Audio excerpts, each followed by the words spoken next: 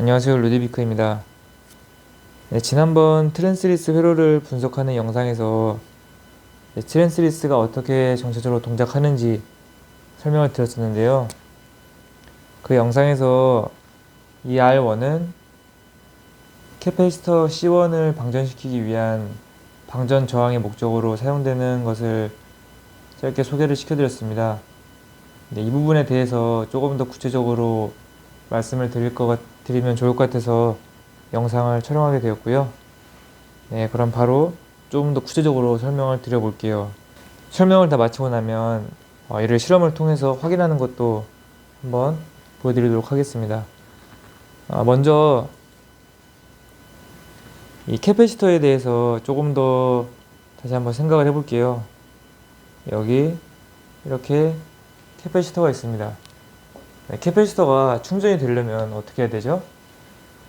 당연히 캐패시터 양단에 전압이 인가가 되어야 캐패시터가 충전이 되겠죠. 어떤 구체적인 것보다도 원리만 이해하는 측면으로 생각을 해볼게요. 이렇게 캐패시터 양단에 전압이 걸리면 캐패시터 이 양단에 전하가 충전이 되겠죠. 여기에 플러스 전하가 모이고 여기에 마이너스 전하가 모일 거예요. 네, 이런 식으로 캐패시터가 충전이 됐다고 생각을 하면은 이 캐패시터를 방전시키려면 어떻게 해야 될까요? 양단에 충전된 전하를 어떤 이런 저항이 소모를 해줄 수가 있어야겠죠? 네, 그래서 제가 말씀을 드리고 싶었던 건 이 캐패시터에 충전된 전하가 이게 없어지려면 이 양단에 어떤 저항이든지 뭐가 됐든 간에 이렇게 양단에 걸려야 한다는 걸 말씀을 드리고 싶었는데요. 이 얘기는 뭐냐면 만약 캐패시터가 이렇게 있는데 이렇게 여기에 양단에 충전이 됐다고 생각을 해봅시다. 만약에 한쪽에만 이렇게 저항이 걸리면 이쪽은 오픈이 되어 있으니까 방전이 일어나지가 않겠죠.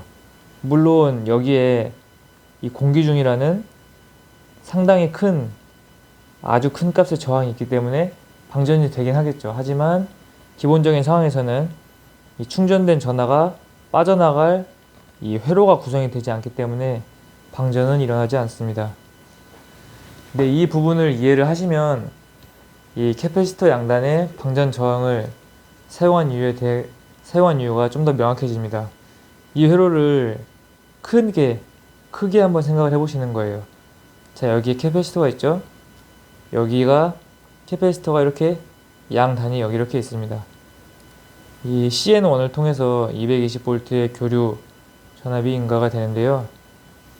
이 설명드렸던 이 그림과 함께 같이 생각을 해보시면 이 양단에 걸리는 전압은 여기 한쪽으로 이제 여기에 뭐 플러스 220V가 걸리면 나머지 반대편으로 이런 회로가 여기에서 마치 하나의 저항으로 생각을 하실 수가 있는 거예요.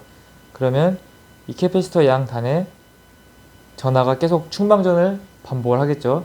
여기서는 교류 전압이 입력이 되기 때문에 그렇게 교류 전압이 입력이 되는 걸 반복을 하다가 어느 순간에 220V 전압을 끊었다고 생각을 해봅시다. 끊으면 어떻게 되죠? 이 양단에 전압을 끊었던 그 순간에 충전된 전압이 여기에 남아있을 거예요. 이거를 방전시켜 주려면 마찬가지로 이런 식으로 폐회로를 구성을 해 주어야 캐패시터 양단에 충전된 전하가 소모되는 경로를 만들어 줄 수가 있는데요. 이 R1이 없다면 이러한 회로가 구성이 될 수가 있을까요? 한번 생각을 해봅시다.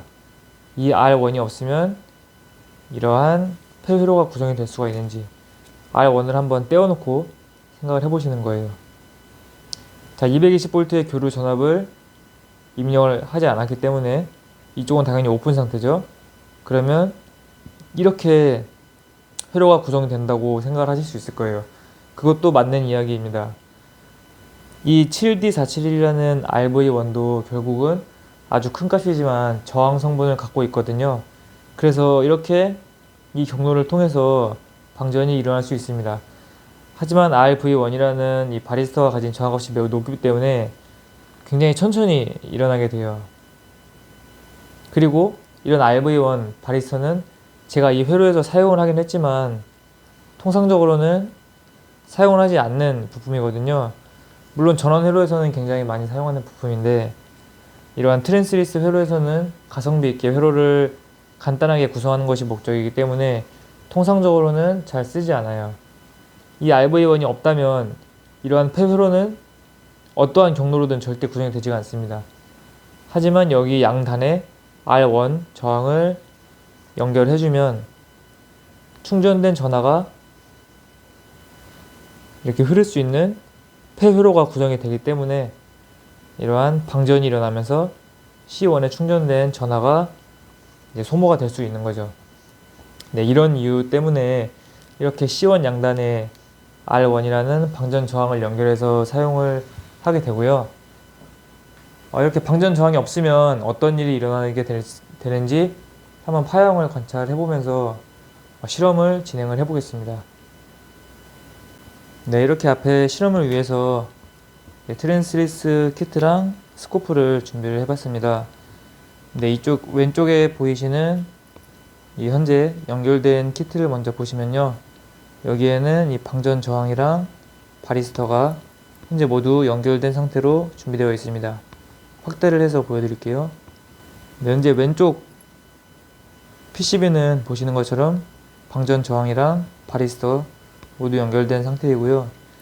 네, 이쪽이랑 똑같은 회로인데요.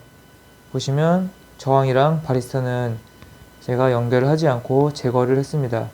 한번 이 상태에서 이제 캐패시터 전압을 측정을 하면서 파형이 어떤 차이가 있는지를 한번 확인을 해 보겠습니다.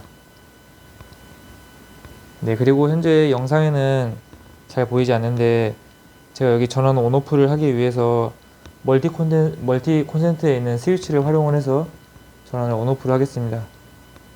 네, 이런 식으로 온오프를 하면서 파형을 관찰을 해 보겠습니다. 파형만 해서 확대를 해 볼게요.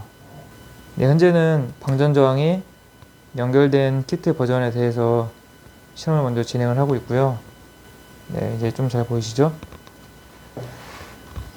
자, 온오프를 해보면 이렇게 캐패시터에 이런 60Hz의 사인파가 먼저 이렇게 관찰이 되는 것을 확인하실 수가 있습니다. 그 상태에서 이렇게 전원을 꺼버리면 당연히 캐패시터 양단에 충전되어 있던 전하가 이제 저항을 통해서 소모가 되면서 이제 0V까지 내려가시는 것을 보실 수가 있죠. 네, 이렇게 파형을 보시면 전원을 언제 차단하느냐에 따라서 이 캐패시터 양단의 최고 전압이 차이가 있는 것을 확인하실 수가 있어요. 보시면 지금은 한 중간, 지금은 낮은 순간, 지금은 낮은, 지금은 가장 높은 전압에서 이렇게 전원을 언제 온오프 하나에 따라서 캐패시터의 전압이 높을 때가 있고 낮을 때가 있고 하죠. 그리고 일정 시간이 지나면 이렇게 0V까지 완전히 방전되는 것을 확인하실 수가 있습니다. 예, 그럼 다음으로 이 충전 다음으로 방전을 위한 저항이 없는 경우엔 어떻게 될까요? 네, 방전 저항이 없는 경우를 보여드리기 위해서 이렇게 똑같이 회로를 구성을 했고요. 이 상태에서 동일하게 온오프를 진행을 하면서 파형을 한번 관측을 해 보겠습니다. 마찬가지로 스코프 화면만 확대해서 같이 보실게요. 마찬가지로 전원 온오프를 반복을 해 보겠습니다. 동일하게 60Hz의 전압이 관찰이 되고 이제 오프를 하면 그 오프 순간의 전압에 따라서 이제 방전 정도의 이제 속도 좀 차이가 생기죠. 보면 무슨 차이가 있냐, 큰 차이가 없지 않냐 라고 생각을 하시는 분이 계실 것 같은데요. 자세히 보시면 이 캐패시터의 전압이 0V로 떨어지는 데까지 상당한 시간 차이가 있는 것을 보실 수가 있어요. 아까는 일정 시간이 지나고 나면 여기 있는 0V까지 캐패시터의 전압이 내려갔었는데요. 지금은 이 최고점에 있는 전압이 순간적으로 이렇게 내려가기는 하는데 보시면 이 0V까지 되는 데 걸리는 시간이 상당히 오랜 시간이 소요되는 것을 확인하실 수가 있습니다. 이렇게 일정 전압까지는 금방 내려가는데 0V까지 내려가는 데 걸리는 시간이 상당히 오래 걸리죠. 아까 방전 저항이 있는 경우랑 이 차이점이 보이시나요? 전원을 끈 순간 최초에 이제 방전되는 정도에는 큰 차이가 없는 것처럼 보여지실 수가 있는데요. 그 다음에 이제 캐패시터 전압이 0V까지 충분히 내려가는 데에는 굉장히 오랜 시간이 걸리는 것을 확인할 수가 있습니다. 그러면 비교가 안 되실 수가 있으니까 다시 한번 방전 저항이 있는 경우를 연결해서 보여드릴게요. 이거는 방전 저항이 없는 경우에 이렇게 0V까지 상당히 오랜 시간이 걸리는 걸 보여드렸고요. 예, 이렇게 다시 방전 저항이 있는 경우를 다시 연결을 했습니다.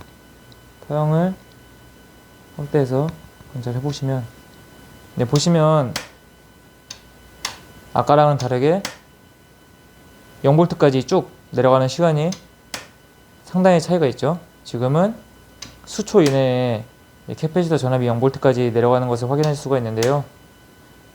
아까랑은 큰 차이가 있는 것을 이렇게 확인할 수가 있죠. 이렇게 방전 저항을 사용하지 않으면 아까처럼 0V로 떨어지지 않았을 때 그 커넥터에 노출된 부위를 신체로 만지게 되면 이제 뜨끔하는 그런 감전 약간 비슷한 그런 증상을 맛보실 수 있기 때문에 이 캐패시터 양단의 방전 저항을 사용해서 안전에 대비할 수 있도록 회로를 구성해 주는 것이 좋습니다.